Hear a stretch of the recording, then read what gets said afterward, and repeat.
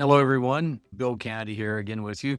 Let's go through the role of the executive sponsor, who I like to call as the inside anchor of the 80/20 execution. This is the unsung hero role in a company, the internal role that really makes it happen. If you think about how it works, you've got the CEO sitting at the top of the circle. On one side, looking inside the company, you've got all this activity going on. Depending on the size of your company, it could just be you and a few folks, or it could be a large global operation. We've worked with all different types, and it really works the same regardless. If it's you and 10 people, then you are the executive sponsor. If it's you and 10,000 people, you're absolutely going to need an executive sponsor. So the executive sponsor, a lot of times, will be the person on the CEO's staff. It has to be someone with a certain amount of gravitas and who's going to speak for the CEO. They're going to be the proxy or empower with the CEO. When they're standing there in these meetings, it's like the CEO is standing there. And this is really important because as the CEO, as the leader, you need to know exactly what's going on. And this role is how you do it. It's how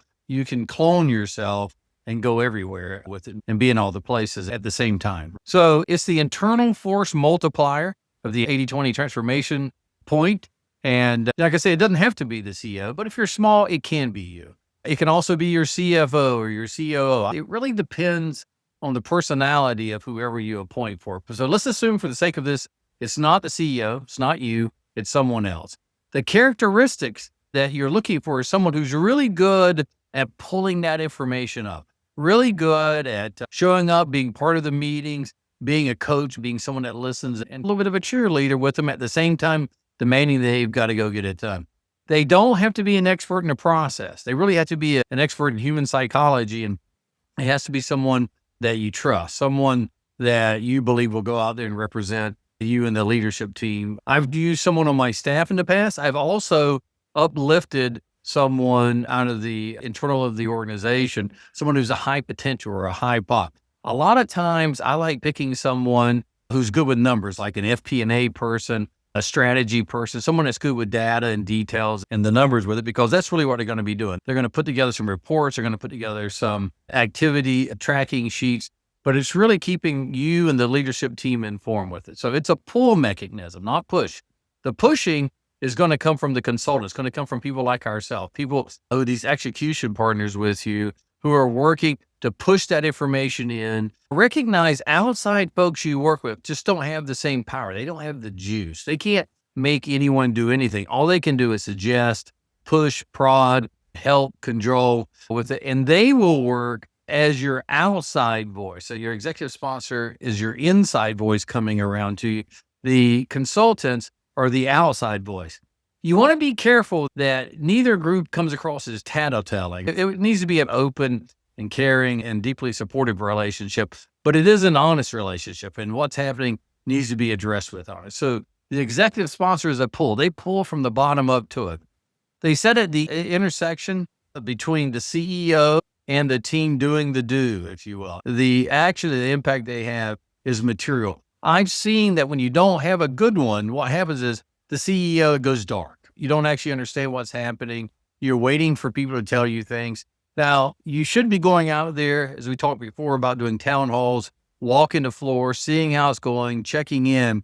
But if you're going to be running the company, it's really hard to be in all of those things. And you don't need to be the expert with it, but you do have to know what's going on. This is the key piece of it. So I laid this out here. So what is the pull, push loop? We just talked a little bit about it. The CEO, that is the one who's pulling everything through. It all comes up to it. You're the visionary. You set the goal. You know exactly where you're going. You know what good looks like. The team is delivering the strategy to go do it. The operators are out running the business, and you've got your team down below. We call those folks prophets. They find the profit, and they also know how to get the profit, like someone who can see the future a little bit and is being the spokesman for the team. So meant to be a little bit of a fun piece on it, but I like calling it that. The executive sponsor, they anchor inside the organization. They are the one that people are coming to when they can't talk to you, and they're acting as the torque. They're that power that gets it all the way up there. And the consultants and the profit, they're pushing the frameworks, they're training everyone, they're making sure people know how to do their jobs, but they're the execution folks. So the responsibilities of the executive sponsor, very clear. Be the CEO's enforcer. Now, don't take that to be an aggressive role. Take that to mean that they are the proxy. They're speaking for the CEO. Whatever it is that you as a CEO wants, that's what that person is going to be out there doing. What I found, in order to get this through, in order to make this kind of change, you got to make it a condition of employment. We have to find out how to get together as a team, but we are going there. And this becomes really important. We'll talk about it more in different trainings. CEO sets the vision. The executive sponsor enforces it. They make sure the strategy is real for the leader. So they're out, they travel a lot if they can. If not, they can do it over Zoom or Teams or whatever your video conferencing is, but they're just engaged. And they're making sure that if anyone's dragging their feet, then they're pushing. You got to stay on time. We're going to get through this in 100 days. It's plenty of time, but it goes by fast. If you have other things going, say it's the heart of your budget, and it takes you 30 days to go do your budget. Well, this is us a third of the time. You have to be able to do both at it, and you should be able to do both at it. These will provide your numbers. It's not additional work. It's just getting clarity around it. You can do it. When decisions stall, the executive sponsor, main job, let's get it back going. And sometimes that's through a combination of talking with the consultants, working with the profits, working with the operating team, and for certain, talking to you, the leader of the company, with it. And then when resistance emerges, they use their ability, their empathy, their depth, their understanding to get through that. It is really a critical role. They also tend to be the keeper of the calendar. They'll be the one who's making sure that things are being scheduled, that it's getting there in time, that they know what's expected and when it's expected on it. And they may not be working on the strategy. They may not be working actually on simplification or segmentation, but they are holding people accountable to that calendar. Then, yes, you can download this. It's hooked right to this training, and you'll be able to go through this form yourself. But they're an amplifier of the consultant. So the consultant and the executive sponsor work really closely, almost in tandem. As I said, as a consultant, there's really no power, no juice. It's really a role that people come to get information, but most internal people really don't care about consultants. They care about the people they report to, the people they work with. That's how it should be. It's the team, it's the ownership that your company's going to have that breathes life into this. What we try to do is give you the clarity of the path, show you the tools and how to train it. It's the execution happening inside the business where the magic's at. And then they protect the cadence. It is easy to get behind. As I mentioned earlier, things like budget, things like holidays. If it's important to you, you'll stay on cadence. Your coach will help you do that. They'll do that by both the scorecard that we're all working off of and finding a plan to get you there in time. Because this isn't about taking a long time. It's about getting you in your business position for what your ultimate goals are, for what your ultimate return is.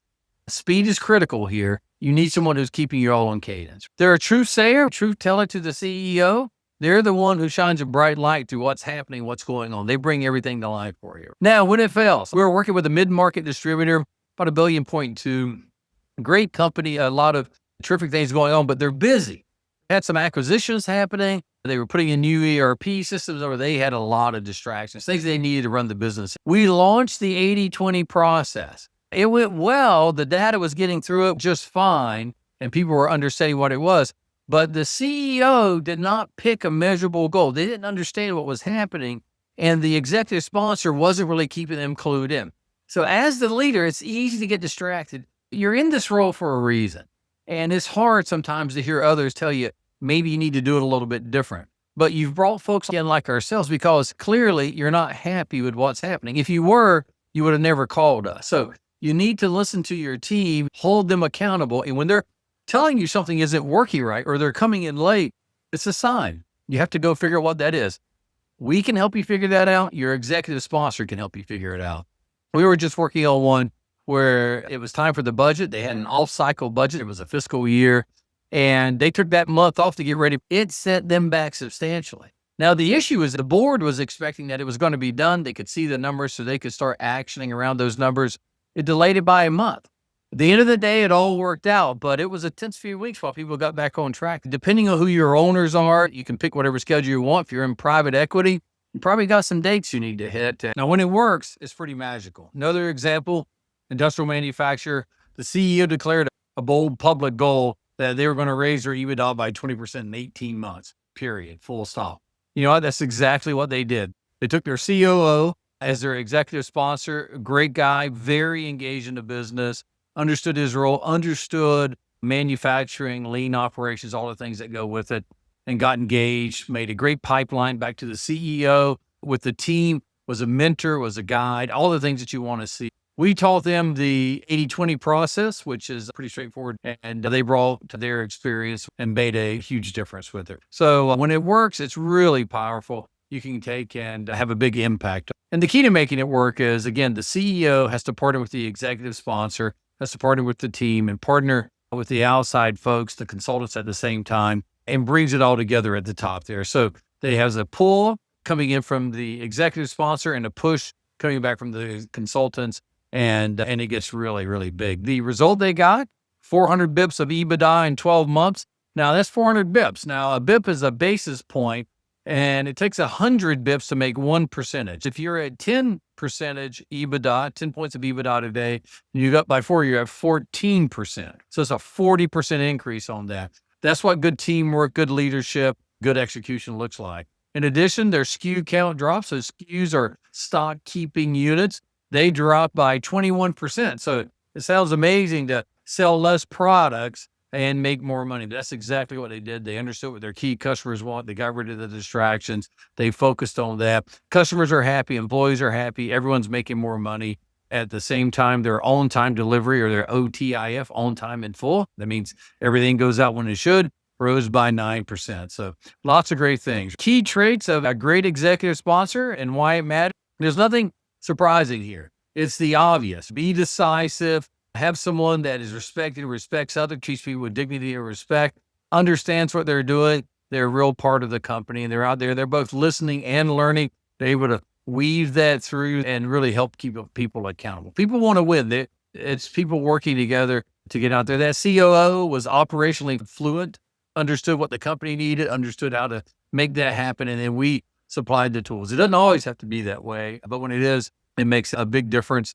Two other ones unsung is courageous. And by courageous, that's willing to really tell you, the CEO, what's going on. Sometimes it's hard to hear. We get used to people telling us what we want. Don't fall into that trap. You need good information. You need to know what's happening. You need to take action.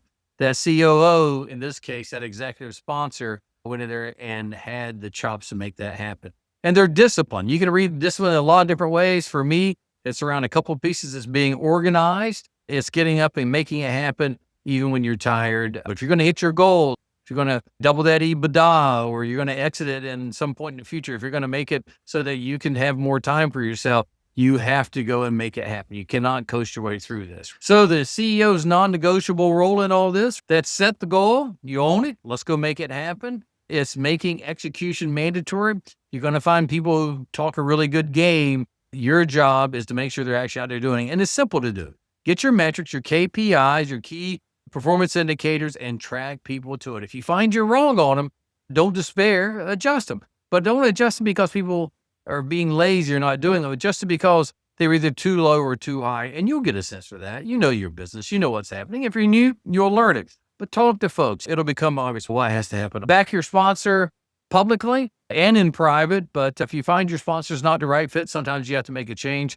But generally, the issue is if you can get the right one, get the proverbial love connection, it is multiplying the impact on the business. You can go a lot faster with it. This I put together here. It shows how it flows. Basically, you've got the CEO at the top, and they are the consultants pulling that information and pushing it up to the CEO. So this is your outside loop. This can be your most insightful loop because, folks, if you've got a good consultant, they're going to tell you exactly what's going on, but they don't have the juice to change it. They have the ability to guide, to coach, but ultimately the folks work for you, work for the company. All they can do is suggest with it. Your executive sponsor goes both up and down. They are telling you what's going on and they're taking your guidance. And then the consultants, of course, are working with the executive sponsor to train them on the process, get them where they understand what's going on. It's not to make the executive sponsor an expert. It does happen sometimes. If they enjoy it, they may like doing this sort of thing, but it is to make sure they understand what they're looking at. And then it's the operators. Those are people that run the day-to-day business.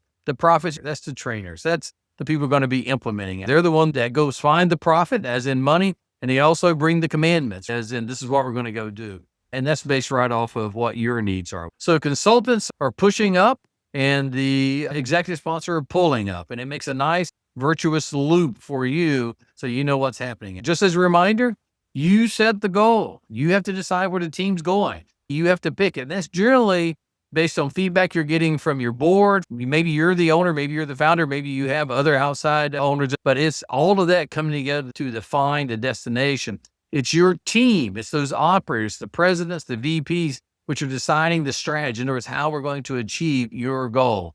Now, why is that important? If they don't believe it, they're not going to do it. At the first sign of trouble, they will tell you, believe me, it may not say it right to your face, but they will remind you this is your strategy, not theirs. If you want people to execute on something, make sure they own it. They have input. It makes a huge, huge difference. The executive sponsor, that's the anchor for the execution. That's your proxy. That's the person out there who is pulling the information up to the top and making sure your thoughts, your ideas, what you want to have accomplished is going out there. It has to be about what you want with it. And that what you want has to be grounded in reality. They're going to accelerate the process a ton. Without it, you got to be in a whole lot more places than you can probably be in. The executive sponsor is critical. One other piece. Sometimes I'm asked, should I have more than one? I would tell you, absolutely no. It seems obvious and it seems like a good idea to have more than one, but honestly, what you want here is one throat to choke you. As a CEO, you need some place to go that you can get the truth that's happening out there. And if you've got multiple people, no matter how aligned they are, no matter how great they are, no matter how much they're collaborating, they're going to be sharing different things with different people. You're going to get groups on different paces, and it's going to be hard to not only control your message, but to get everyone going. So make sure you go with one. Avoid matrices, avoid doing it yourself. As we've talked before about this in this video, is your time needs to be setting the goal, working with the team out there, selling your message, selling that vision that the entire team has really brought together. This person's job is to be the connection from you all the way to the bottom of the organization. They need to work with the consultants. They need to work with the principals. They need to work with the operators. They need to work with the profits, right? They need to be engaged with it. They need to be, on one hand, being very thoughtful and engaging and helping people. On the other hand, pulling them along, making sure they're getting there, holding them holding them accountable, looking at the data, ensuring that the project is making progress and you're hitting the dates with it. So it's very critical that you have that. I also get asked a lot of times, should the CEO do it? Should it be somebody who's not on the team? Again, I would say no. I think you can take someone from the middle of the organization, some high potential, someone that's got a lot of bandwidth, a lot of ability to look at data and get along with people. It's got to have that ability to convince. So it doesn't have to be on your team, but as soon as you appoint them, put them on your team, even if it's a special project. There's a lot of things that you can do with the executive sponsor around strategy and really bringing them into the organization. But this is the primary project here. This is what you're betting your future on. You are betting that if you follow this, you're going to get what you need. You're going to be able to take and turn the company around if that's what it needs. You're going to make more money. We all need that. And most likely, you're going to look at exiting at some point, which may mean selling it, may mean stepping back. It may be transitioning, whatever it means to you. This is the key role that's going to help you with it. They're going to work closely with the consultants. They're going to work closely with everyone on the inside. Make sure they're dedicated to it. Make sure it's one person.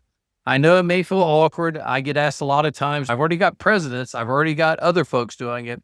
Doesn't matter. Pick that one person. You'll never regret having it with it. At the end of the day, when you look at this is what you're trying to get to. You want all the cylinders in the engine of the company firing at the same time.